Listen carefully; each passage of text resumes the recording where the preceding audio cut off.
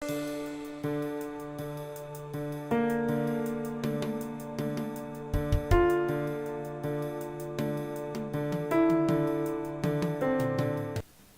day. I am Dr. Douglas Street. Welcome to another in the series Achieving Optimal Health. Today I want to touch on a topic that many may find controversial, and it is entitled Healing Now. Healing is not something that we as physicians really focus on very much, except for, when you get a cut, you get healing. But what about other conditions that we have? Is it possible that we can be healed from them? Now, a lot of times we speak about healing, we speak about miraculous healing. Somebody was sick and somebody prays for them and they are healed. That's not the healing that I'm talking about. Now, it is my belief that the body has the capacity to heal itself of many ailments that we have. And the reason why we do not achieve this is because of certain processes taking place inside of the body, which can oftentimes be remedied. So what we're going to be looking at is what really happens. Why is it that our bodies do not heal in the way that they were designed to? Now, I believe in a creator God, and He placed in us the capacity to heal. And the reason why we don't see it is because oftentimes we don't treat our bodies in a way that will allow it to heal. Now, before we start off in the presentation, I just want to do a reading from a very well-known book. It's called Ministry of Healing, written by Ellen White. And it's entitled, it speaks about natural remedies. It says, pure air, sunlight, abstemiousness, rest, exercise, proper diet, the use of water, trust in divine power. These are the true remedies. Every person should have a knowledge of nature's remedial agencies and how to apply them. It is essential both to understand the principles involved in the treatment of the sick and of a practical training that will enable one rightly to use this knowledge. The use of natural remedies requires an amount of care and effort that many are not willing to give. Nature's process of healing and upbuilding is gradual and to the impatient may seem slow. The surrender of hurtful indulgences requires sacrifice, but in the end, it will be found that nature, untrammeled, does her work wisely and well. Those who persevere in obedience to her laws will reap the reward in health of body and health of mind. So what we find is that these 7 principles, we oftentimes look at them as ways and means of preventing illnesses. But do we know that these can actually be utilized in the healing of the body? In other words, you can actually use them in reversing the processes that lead to disease, not just in prevention. When man was created and man sinned, diseases followed after. And we often wonder, why is it that these diseases came about? Is it something that happened to the human body? Is it something that happened to the environment? And I would say it's a bit of both, actually. But we can actually still achieve a lot of healing that our bodies were designed to do if only we were to treat ourselves properly. Now, one of the things that have been found to contribute to disease is a process called inflammation. What is inflammation? Inflammation is a result of triggering off of the immune system. Now, the immune system is like an army. An army's fight, armies destroy, armies seek, kill, and destroy. And these forces are supposed to help in the protection of our bodies. But unfortunately, oftentimes they can lead to its harm. Inflammation has negative impact on our bodies, and it's supposed to be a temporary state. But we find that in many of us it is somewhat continuous, and this can lead to interference with the body processes. It can also lead to damage to the body tissues and can lead to impairment of healing.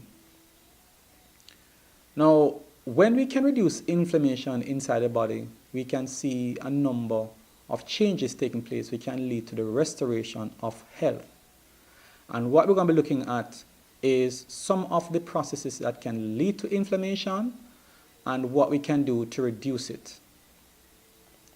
Now, let us look at nutrition.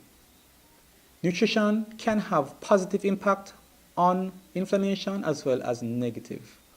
What are the things in nutrition that can lead to reduction in inflammation?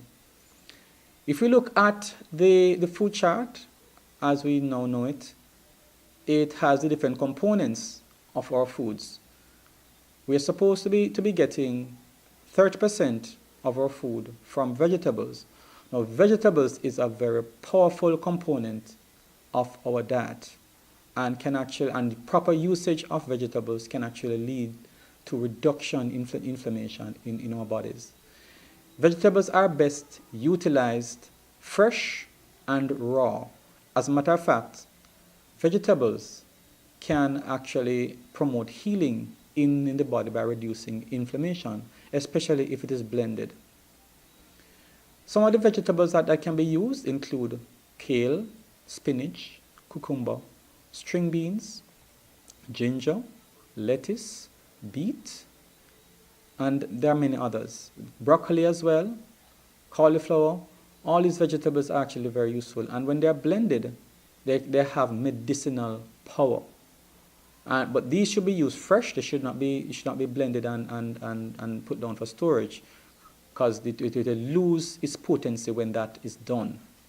Some person may add a little bit of fruit to it. It's normally recommended that you don't use more than 20% fruits. Some of the fruits that can be used include pineapple, apple, orange can be used as well. Honey can also be used, and some persons even include garlic. When you use the vegetables in this way, it can have, as I said, medicinal power, and it can be used in the treatment of many illnesses such as diabetes, hypertension, and when they are used regularly, such as daily, then you will see a reduction in inflammation and an improvement in the control of these conditions. So vegetables is one of the most important things to include in your diet. Fruits are also very important. Fruits should occupy about 20%. Vegetables should occupy 30%. Fruits 20%. So fruits should actually be utilized in smaller amounts than vegetables. All right, and these fruits rather, should be fresh again and should have proper variety. Some fruits can be had in dried form, such as raisins and prunes is also very useful. Fruits, as you know, provide antioxidants.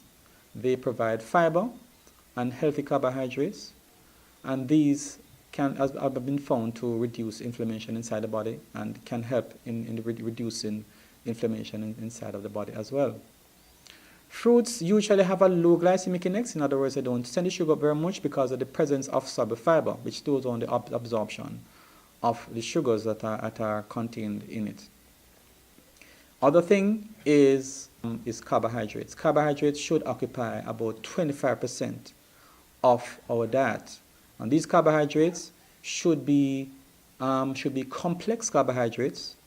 And these you find in yam, green banana, sweet potato, breadfruit, oats, bulgur. These are some examples of complex carbohydrates. Now, one form of carbohydrate which I usually discourage is flour. Flour, unfortunately, is not a very healthy source of carbohydrates. Why? Number one, flour is digested and absorbed very quickly and can send the sugar up in the blood very quickly. This can increase inflammation inside the body, and the inflammation can cause the problems that we referred to earlier. Also, the gluten that is in the flour also triggers inflammation and can contribute to the development of many illnesses. We oftentimes find flour-based products being recommended to diabetics, and this is incorrect.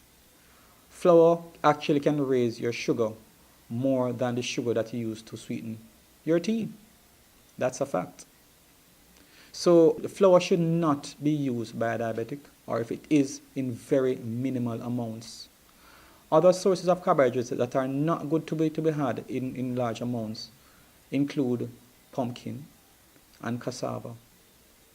These also have a high glycemic index. They raise the sugar up fairly quickly and should not be consumed in large amounts, especially in diabetics.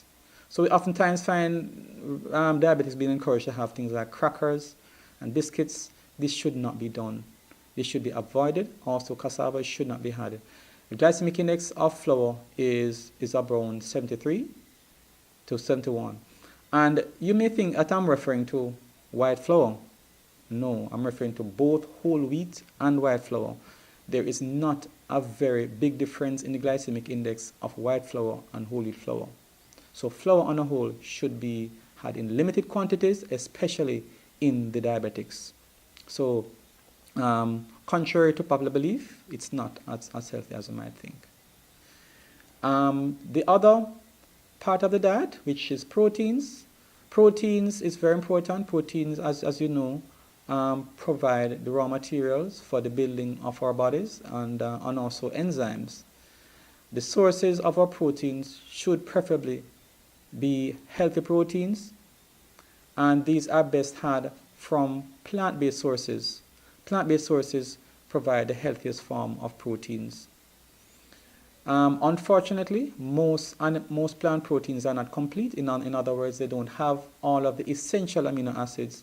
So oftentimes you will have to combine them. For example, combining peas and beans with nuts. This combination will provide you with all the essential amino acids. Some persons, they may want to consume meat. The problem with meat, as I said, it also triggers inflammation inside the body, which is what you do not want. They should be had in limited quantities, and best to go for the healthier meat than the ones that are not so healthy. Unhealthy meats include shellfish and red meats. And processed meats should also be avoided. Processed meats usually increase inflammation inside the body and should be avoided. We're talking about things like sausages, frankfurters, saltfish, salt mackerel, red herring, corned beef. These are examples of processed meats which increase inflammation inside the body. Red meats also significantly increase inflammation inside the body and should be limited or avoided in a healthy diet. Healthier proteins, as I said, include nuts and peas and beans. These are the better ones to have. Seeds also are a very good source of healthy proteins. Fats are also important in our diet, healthy fats especially. These should be had in small quantities. You can get fats from plant sources. They are best had from plant sources. Some good examples include olive oil and canola oil. Also, the oils in nuts and seeds are very healthy and they promote health. Right? So these are some of the important components of our diet that we should pay attention to. And we're going to be closing this aspect of the presentation, and then we do a second part which looks at the other sources of inflammation inside the body, because we're going to be doing this in parts. Thank you very much. Listen out again for the second part of the presentation. Thank you very much.